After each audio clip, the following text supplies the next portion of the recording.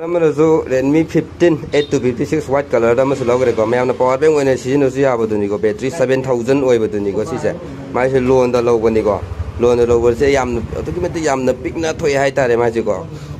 lising ani hodi hai tare ko admai ye processor AI processor la ani Snapdragon ko 6 gen 3 la ani ko adi white color hai ko am phaja baduni ko mai diamond cut oi ba masu duni ko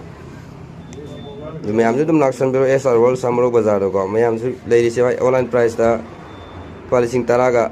taret lay bani ko si MRP da wodi polising kul lay ko ada siga tan te ko hoji yeng dui se ofo ko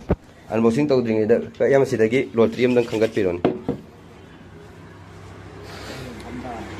lotrium khangat piro kai phau ga yeng as adam hang tok piro Bluetooth speaker ma phange ko yam ko Sina isi Bluetooth speaker phange ba sina taba extra dane si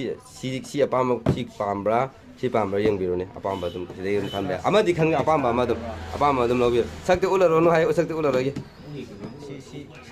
isi ta ga na ba ma si gipsum phau le ko sa iron sti ten gi ko sa ad phaja MRP dum ya ba ni Myam dum laksinbiro ko yam sak utra ja bit ka feedback ma cham dang ni hai bi sak utra ga jo